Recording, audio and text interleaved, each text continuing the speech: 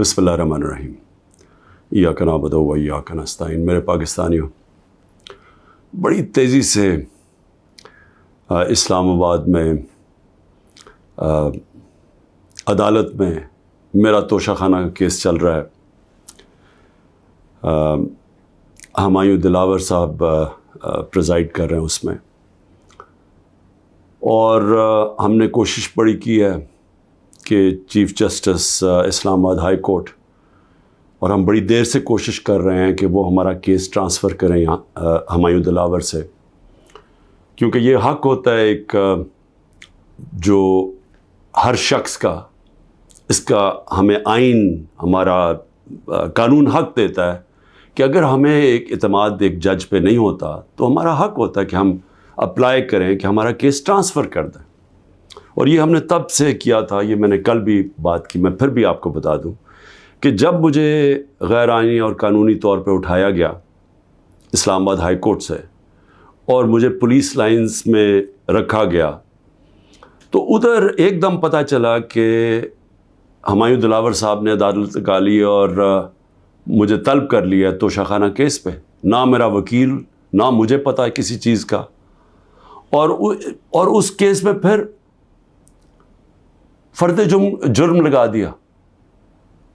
कानून तो यह है कि मुझे बता के लगाना चाहिए था, बताए बगैर लगा दिया। तो हमें तब ही समझ आ गई कि ये हमें यहाँ इंसाफ नहीं मिलेगा। तो उसके अगले दिन हमने तब से अप्लाई किया इस्लामाबाद हाई कोर्ट में ट्रांसफ़र का। अब मैं बात कर रहा हूँ 12 मई को। ये तकरीबन अब समझ लें कि 3 महीने गुजरने लगे हैं। तब से अप्लाई किया हुआ है और कोशिश करते गए कि हमारा केस इस अदालत से निकाला जाए। उसके बाद बहरहाल जो मैंने आपको बताया कि केस हुआ, मैंने 35 सवाल दिए गए।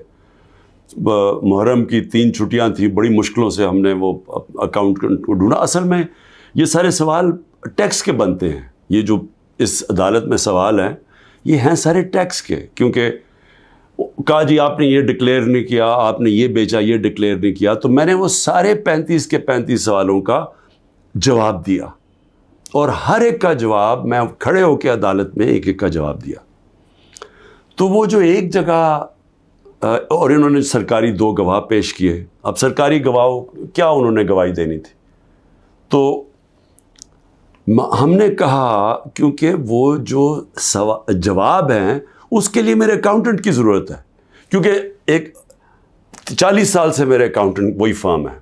मेरे पास जो पैसे आते हैं, जो मेरे खर्चे होते हैं, वो मैं उनको बता देता हूँ। वो फिर टैक्स फॉर्म्स भर देते हैं, वही इलेक्शन कमीशन की फॉर्म्स भरते हैं, वही वेल्थ टैक्स जो होता है वो भरते हैं। तो उनके पास सारा रिकॉर्ड होता है।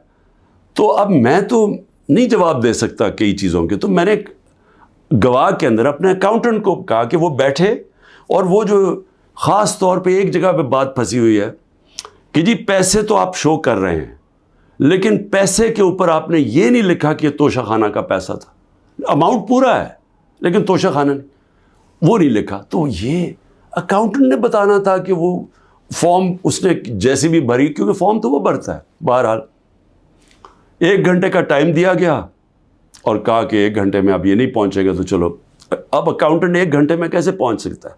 ये कोई मिलिट्री ट्रायल तो नहीं हो रहा। उसको विटनेस ख़त्म कर दिया, और भी हमने बुलाए हुए थे विटनेसेस जिन्होंने गवाही देनी थी इन्हीं चीज़ों को, और जो मेरा हक है। अब एक फेयर ट्रायल होता है कि आपको मौका मिले कि मुझे एक्यूज़ करें, मुझे मौका तो दें कि मैं अपनी सफाई पेश कर सकूं। नहीं मौका दिया गया, और बड़ी जल्दी सब कुछ तेज़ी से किया जा रहा है।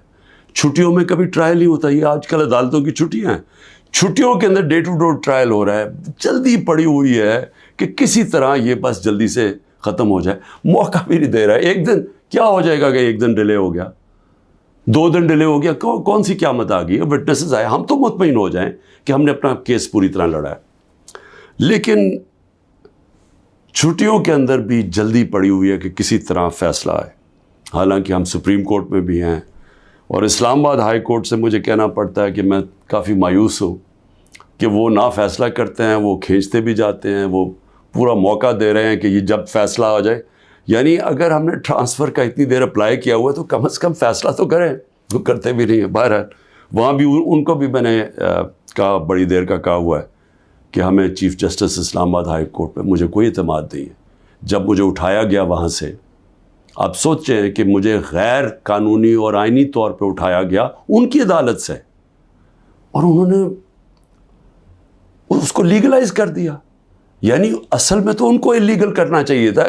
سپریم کورٹ کو تو جانے کی نوبت نہیں ہونی چاہیے تھی. ان کی عدالت میں بیٹھا ہوں، شیشے توڑ کے، ڈنڈے مار کے، وکیلوں کو مار کے، وہ بیچارہ رجسٹری سٹاف ان کو ڈنڈے مار کے، اور مجھے گھسیٹ کے لے گئے وہاں سے ان کی عدالت سے. اور چیف جسٹس نے کچھ بھی نہیں کیا، بلکہ اس کو جائز قرار دے دیا گیا. اس کے بعد جو اس سے پہلے ٹرین کیس تھا، 3 ممبر بینچ بیٹھا، دو ججز نے واضح طور پہ کہہ دیا کہ مینٹینیبل ہے کیس. چیف جسٹس صاحب فیصلہ نہیں کر رہے، وہ بھی لٹکائے ہوا وہاں. اور ہمیں اعظم سواتی کو بہت اعتراضات تھے. انہوں نے لیٹر لکھا کہ مجھے اعتماد نہیں ہے آپ کے اوپر. تو نہ وہ اپنے آپ کو ریکیوز کرتے ہیں، نہ ادھر نیچے سے ریکیوز کر رہے ہیں. اور پھر ہمیں بڑا ایک سیریس چیز ہے یہ جو فیس بک پہ دیکھیں، فیس بک 90 دن تک فیس بک کا ریکارڈ ان کے پاس پڑا ہوتا ہے.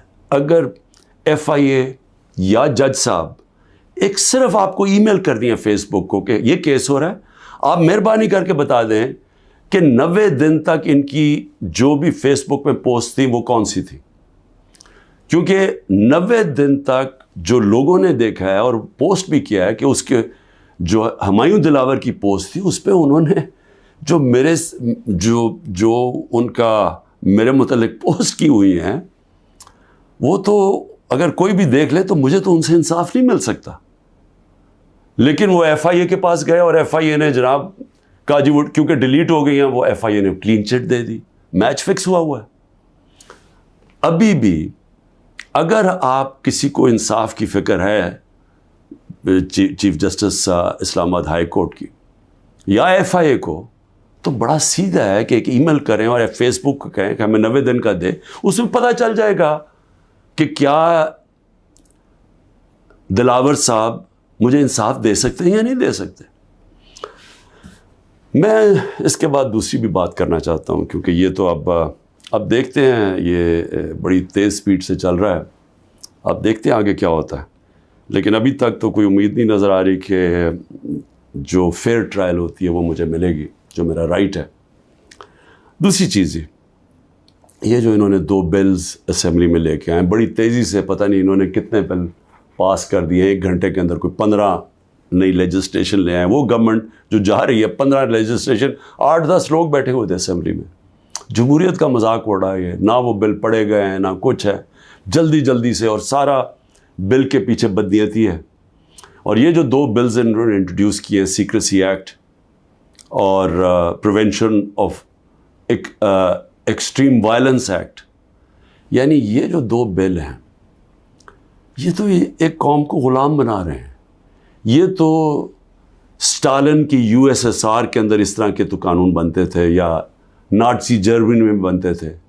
لیکن یہ کسی آزاد معاشرے میں تو کوئی تصور بھی نہیں کر سکتا کہ انٹیلیجنس ایجنسی فیصلہ کریں گی، کسی گھر میں بھی گھس جائیں گی اور فیصلہ کریں گی کہ یہ گھر کے اندر کوئی دہشت گرد ہے. اور وارنٹ ایک جو ہوتا ہے، گھر میں گھسنے سے پہلے آپ کو سرچ وارنٹ لینا پڑتا ہے. اس کے بغیر آپ گھس جائیں گے گھروں میں، کسی کے گھر میں بھی گھس جائیں گے اور کچھ بھی کریں گے، اور کسی کو ان کو روکنا نہیں چاہیے.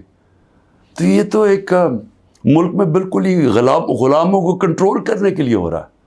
پھر سیکریسی ہے، ایک اور ایکٹ لے آئے ہیں کہ آپ کسی بھی اگر کوئی انٹیلیجنس ایجنسیز کا کوئی آدمی ہے، اس کا آپ نام بھی نہیں لے سکتے. اگر آپ نے نام لے لیا تو وہ آپ کوئی اسٹیٹ سے غداری کر دیں گے. سیڈیشن ہے وہ. تو یہ تو اس طرف جا رہا ہے کہ جنرل مشرف کے مارشل لاء میں بھی اس طرح کی حالات نہیں تھے. یہ تو بالکل ایک وہ معاشرہ، اور مجھے لگ رہا ہے کہ تیاری کر رہے ہیں کہ انہوں نے تو الیکشن کا کوئی نیت ہی نہیں نظر آ رہی. تو اگر الیکشن نہیں کروانے ہیں تو اس کے بعد تو پھر لوگوں کو کنٹرول ہی کرنا پڑے گا. تو انہیں حربوں سے کنٹرول کرنا پڑے گا. اور مجھے جو خوف آ رہا ہے، میں آخر میں صرف یہ بات کرنا چاہتا ہوں کہ اس وقت جو پختونخوا ہے اس کی ہمیں فکر کرنی چاہیے، کیونکہ ان کی کوئی اپنی الیکٹڈ گورنمنٹ نہیں ہے اس وقت. ان لوگوں کو اوپر مسلط کر دیا ہے جن کی کوئی قانونی حیثیت نہیں ہے، اور وہ جو وہاں کر رہے ہیں، جس طرح کی کرپشن ہو رہی ہے اور جس طرح کا وہاں وہ صوبہ آہستہ آہستہ وہاں دہشت گردی بڑھتی جا رہی ہے، لا قانونیت بڑھتی جا رہی ہے، تو وہ تو لوگوں کو پہلی نوجوان وہاں سارے قبائلی علاقے کا جو جس طرح کی تباہی مچی تھی، جس طرح کی قتل و غارت ہوئی ہے قبائلی علاقے میں، ڈرون اٹیک سے، ملٹری آپریشنز، اوپر سے طالبان ایک طرف، وہ دوسری طرف فوج، تو وہ جو لوگوں سے ہوا، جس طرح کی تباہی مچی وہاں، تو وہ تو اسی سے ابھی نکل رہے ہیں. تو اگر یہ اسی طرف چلا گیا پھر سے، تو مجھے تو سمجھ نہیں آ رہی کہ کیا جو اس وقت فیصلے کر رہے ہیں اس ملک کے، کیا ان کو اندازہ ہے کہ نیچے گراؤنڈ کے اوپر کس طرح کا غصہ اٹھ رہا ہے؟ کیا اندازہ ہے کہ جب وہ پولیس لائنز کے اندر جب 100 پولیس والے شہید ہوئے تھے، پتہ ہے نیچے سے کیا آوازیں آ رہی تھیں؟ اور اب جو بجوڑ میں ہوا اس کے اوپر سارے پختونخوا کے اندر کس طرح کا غصہ گیا ہے؟ کیا کسی کو اندازہ ہے کہ یہ کس طرف جا سکتا ہے؟ اور میں اس لیے کہہ رہا ہوں کہ بہت ضروری ہے، ایک ہی طریقہ ہے کہ یہ جو نیچے گراؤنڈ کے اوپر غصہ ہے یہ تب نکلتا ہے جب الیکشنز کرواتے ہیں. الیکشنز میں لوگوں کا غصہ نکل جاتا ہے، اور پھر ایک جب منتخب گورنمنٹ آتی ہے لوگ امید لگا لیتے ہیں، اور ہوتا کیا ہے کہ وہ جو سارا ٹیمپریچر ہے وہ نیچے آ جاتا ہے، اسٹیبلٹی آ جاتی ہے، استحکام آ جاتا ہے ملک میں. تو یہ جو دوسری طرف ابھی کوششیں ہو رہی ہیں، جو لوگ اس ملک میں جن کا جینا مرنا ہے ان کو خوف آنا شروع ہو گیا. جو 12 لاکھ یہاں سے پروفیشنلز چھوڑ کے گئے ہیں اور جا رہے ہیں، آج ہمیں سمجھ آنا چاہیے کہ ان کی امید ختم ہو گئی ہے. یہ سب سے خطرناک چیز ہے کہ ایک معاشرے میں لوگوں کی امید چلی جائے. تو جس طرف ہم جا رہے ہیں یہاں تو کوئی روشنی نہیں نظر آ رہی، اور اگر انہی لوگوں نے بیٹھے رہنا یا اسی طرح پاکستان میں الیکشنز کے بغیر ایک کنٹرولڈ گورنمنٹ چلانی ہے اور لوگوں کو کنٹرول کر کے چلانا ہے. میں یہ اپنے تجربے سے ایک تاریخ کا ایک طالب علم ہوں، میں آپ کو بتانا چاہتا ہوں جو سیاست میں ایک زیرو سے ایک پارٹی آج سب سے بڑی ماشاءاللہ پاکستان کی پارٹی ہے، جو میرا تجربہ ہے عوام کا، میں آپ کو کہنا چاہتا ہوں کہ یہ پاکستان کو ادھر لے کے جا رہے ہیں. جو لوگ سمجھ رہے ہیں کہ وہ ڈنڈے کے زور سے اس ملک کو کنٹرول کر لیں گے، وہ سمجھتے نہیں ہیں، عوام کی سوچ نہیں سمجھتے، نہ وہ تاریخ جانتے ہیں، نہ وہ پولیٹکس سمجھتے ہیں، اور وہ پاکستان کے لیے بہت بڑا خطرناک اندھیرے کی طرف ہم لے کے جا رہے ہیں. پاکستان زندہ باد.